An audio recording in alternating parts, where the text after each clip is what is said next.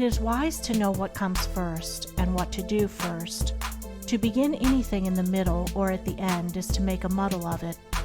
The athlete who began by breaking the tape would not receive the prize.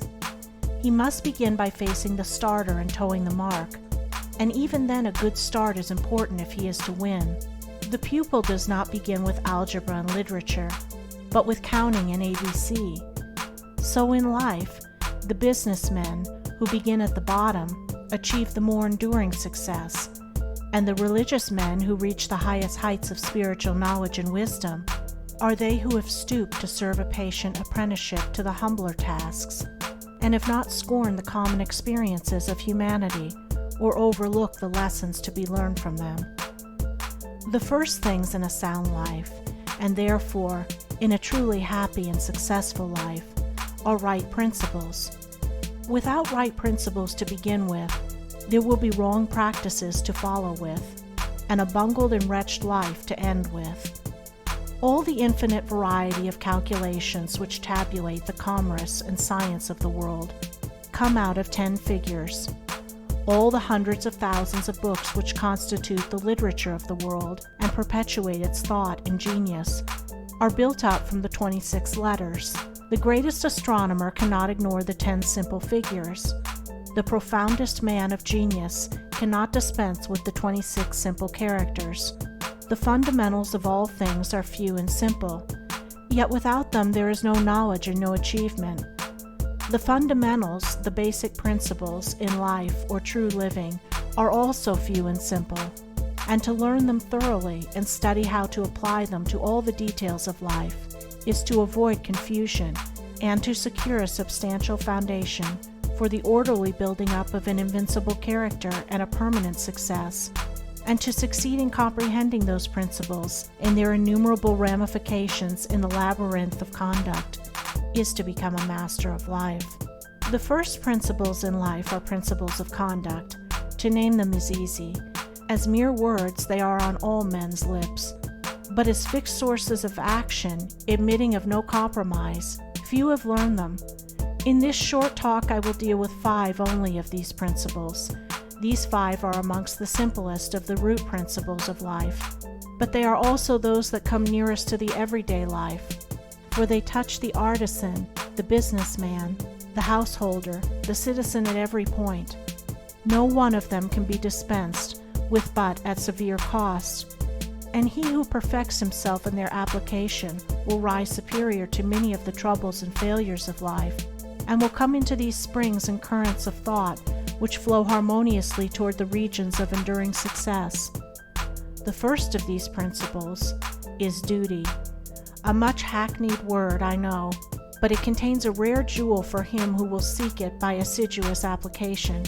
The principle of duty means strict adherence to one's own business, and just as strict non-interference in the business of others. The man who is continually instructing others, gratis, how to manage their affairs, is the one who most mismanages his own. Duty also means undivided attention to the matter in hand, intelligent concentration of the mind on the work to be done. It includes all that is meant by thoroughness, exactness, and efficiency. The details of duties differ with individuals, and each man should know his own duty better than he knows his neighbor's, and better than his neighbor knows his. But although the working details differ, the principle is always the same. Who has mastered the demands of duty? Honesty is the next principle. It means not cheating or overcharging another.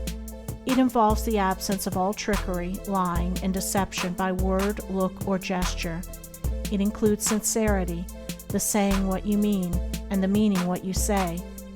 It scorns cringing policy and shining compliment. It builds up good reputations, and good reputations build up good businesses, and bright joy accompanies well-earned success. Who has scaled the heights of honesty? Economy is the third principle. The conservation of one's financial resources is merely the vestibule leading towards the more spacious chambers of true economy. It means, as well, the husbanding of one's physical vitality and mental resources.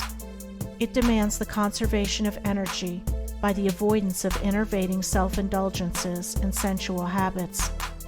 It holds for its followers strength, endurance, vigilance, and the capacity to achieve. It bestows great power on him who learns it well. Who has realized the supreme strength of economy? Liberality follows economy. It is not opposed to it. Only the man of economy can afford to be generous. The spendthrift, whether in money, vitality, or mental energy, wasted so much on his own miserable pleasures as to have none left to bestow upon others. The giving of money is the smallest part of liberality. There is the giving of thoughts and deeds and sympathy, the bestowing of goodwill, the being generous towards calumniators and opponents. It is a principle that begets a noble, far-reaching influence. It brings loving friends and staunch comrades, and is the foe of loneliness and despair. Who has measured the breadth of liberality? Self-control is the last of these 5 principles, yet the most important. Its neglect is the cause of vast misery, innumerable failures, and tens of thousands of financial, physical, and mental wrecks. Show me the businessman who loses his temper with a customer over some trivial matter, and I will show you a man who, by that condition of mind, is doomed to failure. If all men practiced even the initial stages of self-control, anger, with its consuming and destroying fire, would be unknown. The lessons of patience, purity, gentleness, kindness, and steadfastness, which are contained in the principle of self-control, are slowly learned by men, yet until they are truly learned, a man's character and success are uncertain and insecure. Where is the man who has perfected himself in self-control? Where he may be, he is a master indeed. The 5 principles are 5 practices, 5 avenues to achievement, and 5 sources of knowledge. It is an old saying and a good rule that practice makes perfect, and he who would make his own wisdom, which is inherent in those principles, must not merely have them on his lips, they must be established in his heart. To know them and receive what they alone can bring, he must do them, and give them out in his actions.